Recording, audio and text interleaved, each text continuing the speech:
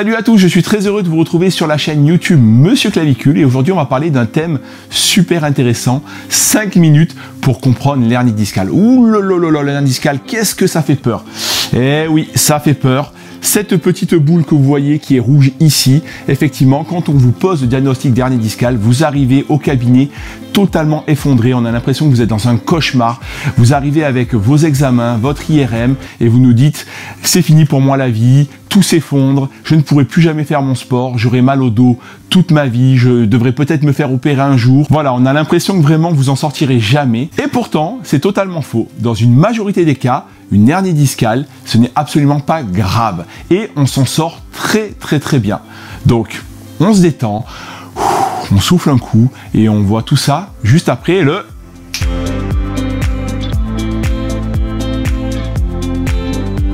Donc on va essayer de comprendre ce que c'est une hernie discale et on va faire un petit peu d'anatomie, l'anatomie pour les nuls, quelque chose de très simple. Ceux qui veulent aller en savoir plus, vous pouvez regarder sur internet. Donc entre chaque vertèbre, on a un disque intervertébral. C'est quoi un disque intervertébral? C'est un petit amortisseur qui se compose d'un anneau fibreux et à l'intérieur de cet anneau fibreux, on a un petit noyau pulpeux. Il est comment ce noyau pulpeux? Il est souple, élastique, pulpeux évidemment. Il s'appelle comme ça.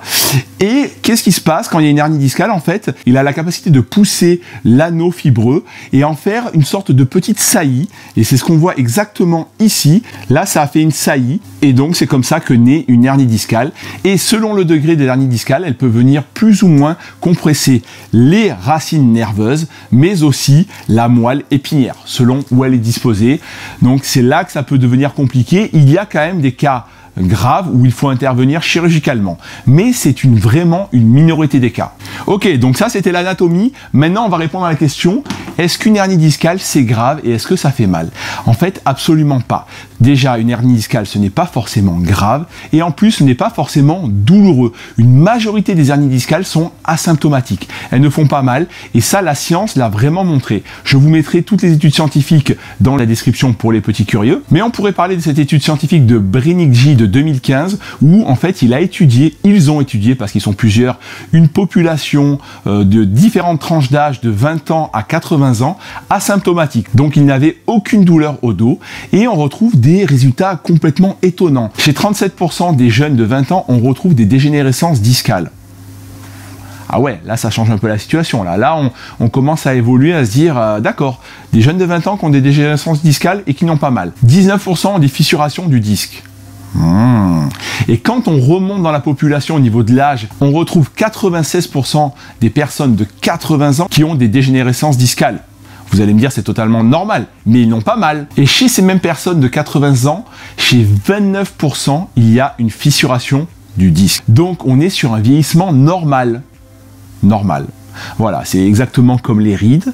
Voilà, nos disques s'usent. Vous savez qu'il n'y a pas forcément de lien entre des clichés, donc un résultat d'examen, et des douleurs. Il n'y a pas de lien forcément entre les deux. C'est pour ça qu'on retrouve chez des jeunes des hernies discales qui ne font pas mal. Je n'ai pas mal au dos et j'ai peut-être une hernie discale. Et chez des gens qui ont des douleurs au dos, on retrouve à l'examen parfois rien, néant, nada, que dalle. Il n'y a absolument rien, et pourtant ils ont mal au dos. Donc pas de lien entre les deux. Donc c'est pas parce qu'on vous dit que vous avez une hernie discale que tout s'effondre autour de vous et que vous aurez mal au dos toute votre vie. Non, non, non, non, non. Je pense que déjà ça... On a relâché un coup là. Ok, on continue. Allez, comment apparaissent-elles maintenant ces hernies discales? Comment se forment-elles? Pendant de nombreuses années, on a pensé que ces hernies discales apparaissaient à cause de facteurs mécaniques, à cause d'une mauvaise posture, on se vient comme ça, à cause de ports de charge très lourdes, répétées. On pensait que c'était vraiment l'unique cause de ces hernies discales. Et en fait, on s'est complètement gouré. Les études scientifiques maintenant sont assez claires là-dessus. Vous allez voir, c'est pas forcément le numéro 1 dans les causes. Effectivement, on a une étude assez récente de Philo et al., je vous la mets aussi en lien de la vidéo, qui a montré que c'était les facteurs génétiques la première et la principale cause des hernies discales. Voilà. Donc on n'y peut rien. Voilà, c'est comme ça, on n'a pas le choix. C'est votre génétique qui va faire si vous développerez oui ou non une hernie discale. Ne vous prenez pas la tête avec posture au boulot. Oh là là, je vais être comme ça, je me tiens mal, je vais avoir une hernie discale. Non. C'est comme ça, c'est votre génétique et voilà. Mais il n'y a pas que ça, parce qu'il y a quand même des facteurs favorisants. Et effectivement, donc la génétique est en numéro 1, mais derrière, on a quand même les facteurs environnementaux et les facteurs mécaniques qui peuvent jouer. Effectivement, si vous portez de la charge hyper lourde selon votre métier toute la journée, ça peut être aussi un facteur aggravant, totalement. Comme tout ce qui est le tabac, le diabète, l'âge, le vieillissement, l'alcool.